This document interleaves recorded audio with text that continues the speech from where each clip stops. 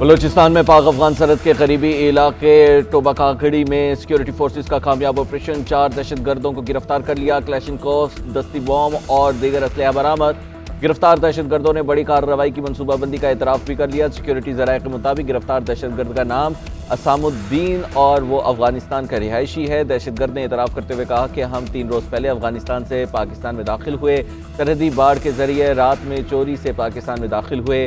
میرے پاس 2 بندوقیں، 2 کلیشنکوف، 1 گرینیڈ اور دیگر اسلحہ موجود تھا۔ سیکیورٹی ذرائع کے مطابق افغانستان سے دہشت گردوں کی پاکستان میں دراندازی بڑھنے لگی ہے۔ مختلف دہشت گرد تنظیموں کو افغان طالبان کی مکمل حمایت حاصل ہے، سہولت کاری اور سرپرستی بھی حاصل ہے۔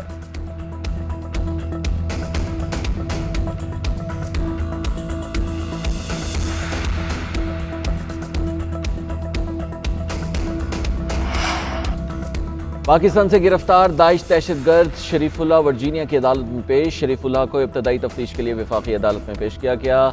تفصیلی سماعت پیر کو ہوگی۔ شریف اللہ نے جج سے بات کرنے کے لیے مترجم کی خدمات بھی حاصل کی۔ دوران سماعت شریف اللہ کو بتایا گیا کہ الزام ثابت ہونے پر اسے عمر قید کی سزا بھی ہو سکتی ہے۔ وکلاء نے کہا کہ ملزم کے پاس اثاثے نہیں، اسے وفاقی عوامی محافظ درکار ہے۔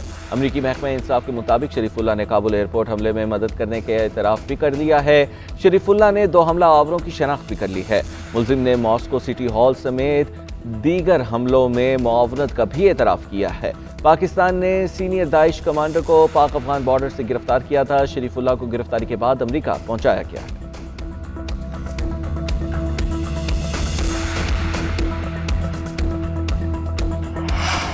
فوجی عدالتوں میں سویلینز کے ٹرائل کے خلاف انٹر کورٹ اپیلوں پر سماعت۔ لاہور بار کے وکیل حامد خان کا دلائل کے دوران سابق چیف جسٹس عمر عطا بندیال کے دور کا حوالہ۔ جسٹس جمال مندوخیل نے کہا کہ ہم پرانی کہانی کی طرف نہیں جائیں گے۔ سپریم کورٹ بار ایسوسی ایشن نے موقف اپنایا کہ سویلین کے ملٹری کورٹس میں ٹرائل نہیں ہونا چاہیے۔ حامد خان نے دلائل میں کہا کہ ملٹری کورٹ پہلی بار 1953 میں تشکیل دی گئی۔ پنڈی سازش ملزمان کا ٹرائل ملٹری نہیں اسپیشل ٹریبیونل میں ہوا۔ لاہور میں ہنگامے پھوٹے تو ملزمان کے ٹرائل کے لیے ملٹری کورٹس بنی۔ کیس کی سماعت میں وقفہ کر دیا گیا ہے۔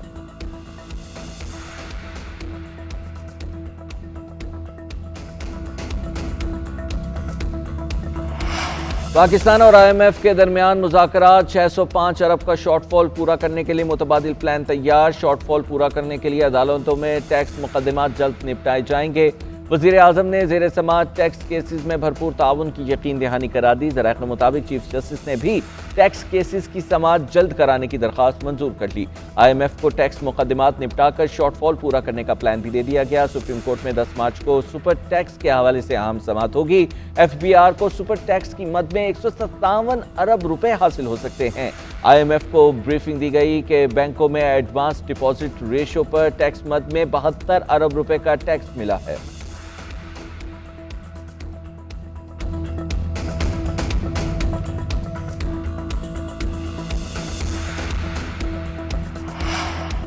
وزیر اعظم نے نوجوانوں کو تربیتی پروگرامز فراہم کرنے کے منصوبے کی منظوری دے دی۔ شہباز شریف منصوبے پر عمل درآمد کیے عمل کی خود نگرانی کریں گے۔ مختلف شعبوں میں تربیت کے لیے مقامی صنعتوں سے مسلسل روابط اور افرادی قوت کے بین الاقوامی اداروں کی کھپت کو مد نظر رکھنے کی بھی ہدایت۔ وزیر اعظم نے کہا کہ پاکستان کے باصلاحیت نوجوان ملک کا سب سے قیمتی اثاثہ ہیں۔ نوجوانوں کو پیشہ ورانہ تربیت اور ضروری ہنر کی فراہمی سے بااختیار اور برسر روزگار بنا رہے ہیں۔ پاکستانی نوجوانوں کو بین الاقوامی معیار کی تربیت کی فراہمی سے افرادی قوت فراہم کریں گے۔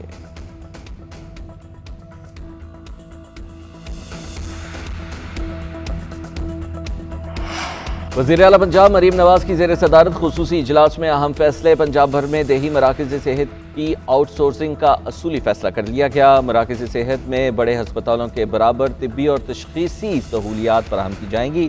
جنرل سرجری، گائنی، تشخیص، طبی ٹیسٹ اور دیگر سہولیات بھی میسر ہوں گی۔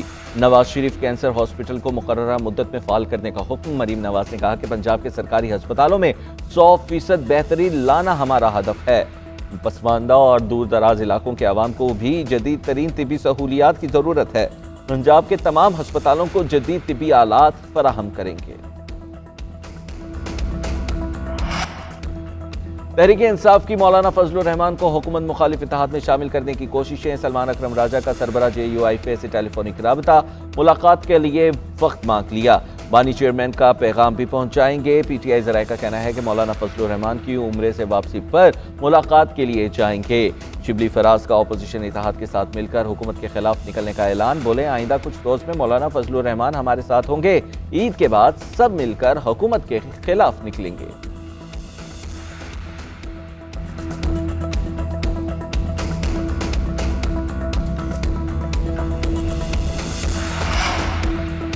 وزیر اعلیٰ خیبر پختونخوا علی امین گنڈاپور نے مجھے یہ کتاب بھجوائی۔ نواز شریف کے منصوبے پر رنگ و روغن کر کے انہوں نے اسے اپنا منصوبہ بنا لیا۔ وزیر اطلاعات پنجاب عظمہ بخاری کی علی امین گنڈاپور پر کڑی تنقید۔ کہا لگتا ہے کہ وزیر اعلیٰ خیبر پختونخوا نے اس کتاب کو پڑھا نہیں۔ کتاب میں اسلام آباد اور لاہور میں حملوں کا ذکر نہیں کیا گیا۔ کتاب میں کہا گیا ہے کہ کے پی میں 2027 سے تعلیمی کارڈ شروع ہوگا۔ صحت کارڈ نواز شریف نے 2015 میں شروع کیا تھا۔ دستک پروگرام پر لاکھوں لوگ مستفید ہو چکے ہیں۔ 30,000 بچوں کو اسکالرشپ بھی دی جا چکی ہیں۔ اورنج لائن لاہور میں کام کر رہی ہیں اور اب گلاس ٹرین مری اسلام آباد کے درمیان چلے گی۔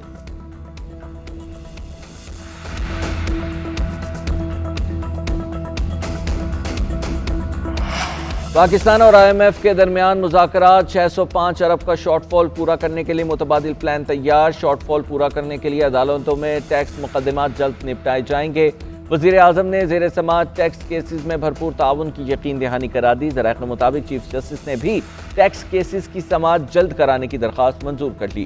آئی ایم ایف کو ٹیکس مقدمات نپٹا کر شارٹ فال پورا کرنے کا پلان بھی دے دیا گیا۔ سپریم کورٹ میں 10 مارچ کو سپر ٹیکس کے حوالے سے اہم سماعت ہوگی۔ ایف بی آر کو سپر ٹیکس کی مد میں 157 ارب روپے حاصل ہو سکتے ہیں۔ آئی ایم ایف کو بریفنگ دی گئی کہ بینکوں میں ایڈوانس ڈپازٹ ریشو پر ٹیکس مد میں 72 ارب روپے کا ٹیکس ملا ہے۔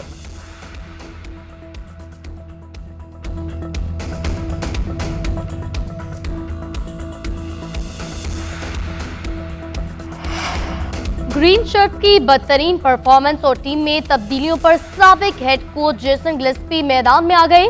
پاکستانی ہیڈ کوچ عاقب جاوید پر الزامات کی بوچھاڑ کر دی۔ سوشل میڈیا پیغام میں کہا، عاقب جاوید واضح طور پر گریگ کرسٹن اور میساک کو متاثر کر رہے تھے۔